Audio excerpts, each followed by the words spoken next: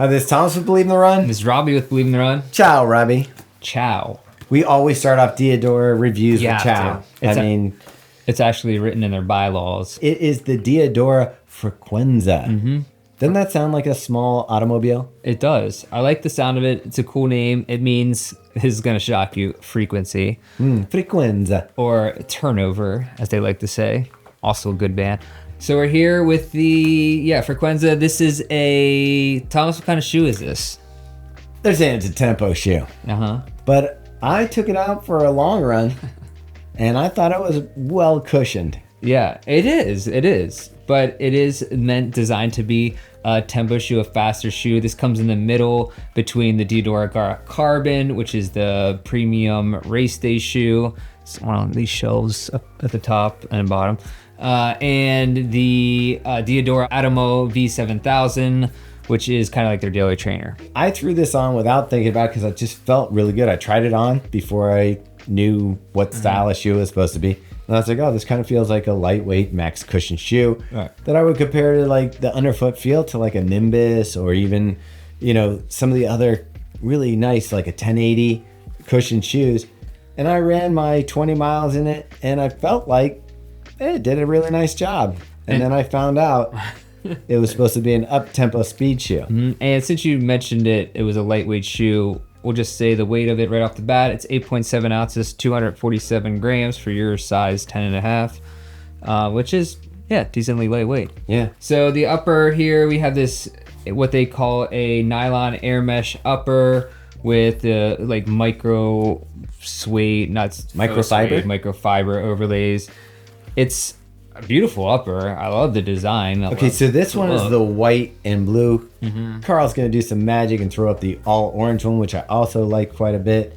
But yeah, style, we always give Diadora great style points. Yeah, I wear the V7000 all the time, just casually. He does. You can confirm. And Confirmed. And this is kind of falls in line with that same styling, I feel like. Yeah, now I do kind of like, I would call it an older school mesh upper. This kind of has that, you don't see this mesh being used too much anymore, except for in the Diadora shoes. And I really like it because it does give that kind of retro modern, look and feel. And it works. It breathes well. This upper fits well. If I was going to say a little bit of a complaint, it gets a little narrow in the toe box. And I'm someone who likes narrow toe boxes. So I'm guessing if I think it's narrow, it's pretty narrow. I mean, honestly, I had some issues with the toe box. In the race day shoes, like the Gara Carbon, I went down a half size and it fit me perfectly. Same thing with this. It felt fine on the foot. I had room in the toe box up front, but on the run, it was too narrow for me. I was bumping my toes on the sides here, and it ended up hurting decently. Like the next day I couldn't run in this shoe. We've had issues with sizing in the past with Diadora where you can go from a half size down to regular size fit. This one is a size 10.5, and yes, I still got a little bit of rubbing up in the front. But all I have to say, everything else, the lockdown fit, the laces, love the laces, sawtooth style race laces, seeing them more and more. Not a gusseted tongue, but I didn't have too much trouble with it moving around, did you? Right. No, no issues there. And you brought up the laces. I love that Diadora is throwing the sawtooth laces in every pair, not just race day. It needs to be done. Yeah. I mean, it's just can't go wrong there. All right, so let's move on to the midsole. This is their DD Anima N2. N2, which I'm thinking stands for nitrogen. So it looks like a supercritical foam. Yeah. Feels like a supercritical foam. Mm-hmm. Runs like a supercritical foam. I'm going to say it's supercritical. Okay, we can do that. I won't be super critical of your assessment. Thank you, Robbie. You're welcome. We don't have an exact stack height on it. It's an 8mm drop. So, I mean, if I had to guesstimate, what would you say? I'd say 38-30, or no, I'm going to go 36-28. Sounds about right. 36-28? Yeah, because I believe this was like 35. Yeah, I'm going to say this is 35 then. So, yeah. I'm going to go 35 and whatever, what'd you say the drop was? 8, so 35-27. There we go. 35-27 is what I'm going to go with. Okay, cool. Feeling of the midsole underfoot? Like I said, it felt well cushioned. Now it's supposed to be a tempo shoe. I'm sure I could pick up the pace in it. I was just doing long distance miles, and then my second run, I was still like thinking it as a cushion run. I probably did a recovery run in it and did some other miles like that. I never put it to the test in like a 5K, 10K tempo run feel. It was more like at best marathon pace for me.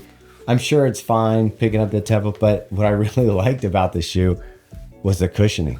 Yeah, I took this on a 10-mile run the week after I did a 50K, and man, it just felt so nice. It felt light underfoot, felt quick, turnover was nice. Like I felt like I went to go faster than I was going the whole time, which is always a good sign for a shoe. It is. I love a shoe that you put on and you like are like, hey, calm down. Yeah, and that's what it felt like. It was really just effortless. The outsole is their Duratec 5000 rubber. 5,000. It's not a ton, which, you know, they're trying to save weight, which they've done. Like I don't as have far as durability, I don't know. I don't have any problems on the bottom there. If you look at like, there's like close to 30 miles on there. There's not a lot of wear. I did not get any of the rainy day runs in this one, so I can't really say how it reacts on wet. But for regular pavement, decking, wood, you know, stuff that we run over here in the Baltimore Harbor, I didn't have any issues with grip or anything like that. This is a fun shoe and it felt well cushioned. I was really happy, especially in the past. We've said a lot of the Diadora shoes look great, but you kind of suffer in performance. I feel like we're finally getting Diadora shoes that are like the foams are right, the look still looks good. They're coming together.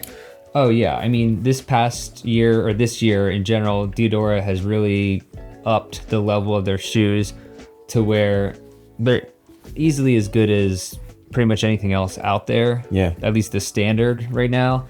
So if you're thinking like, oh, I love the look of this shoe, is it going to perform well? Yeah, it's going to be just as good as a lot of the trainers. Or sometimes you just want something that not everybody else has, something that's a little bit different, you know, express yourself.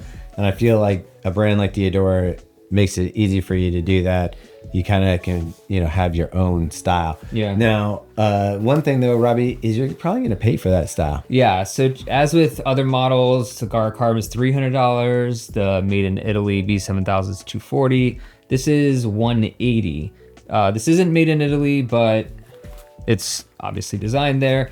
But yeah, so you're $180. You're talking about at the higher end of this tier of shoe. Yeah, when you get into the 180, I start thinking about some of the super trainers. And so when it fits in there, and if you're just comparing it on that price and what you can get for that price, I think it falls a little bit on the shorter side just because I feel like this falls closer to like some of your 160 price point shoes. Yeah, I'd say that's about right. But again, it's Diadora. It's not, you know, Brooks or, you know, Saucony or something like that. Yeah. This is a more upscale brand, I would say.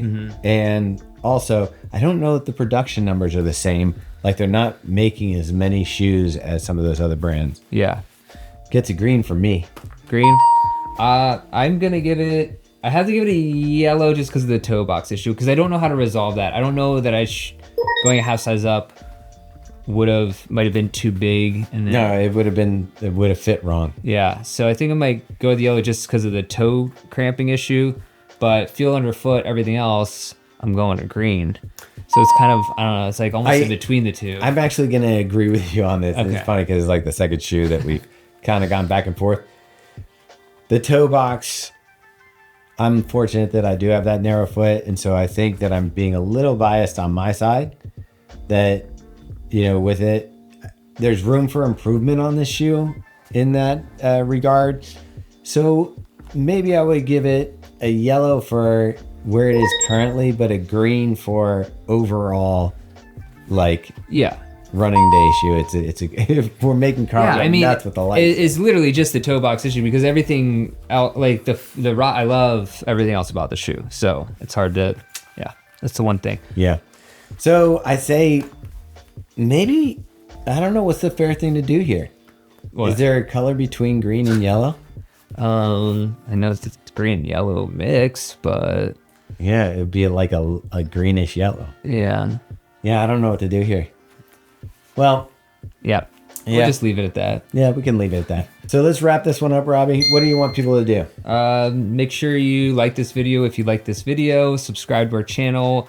Follow us on all our social media stuff. Listen to our podcast, The Drop and Fuel for the Soul. Subscribe to our weekly email where you will get all these reviews in one spot. And catch you next time. Ciao.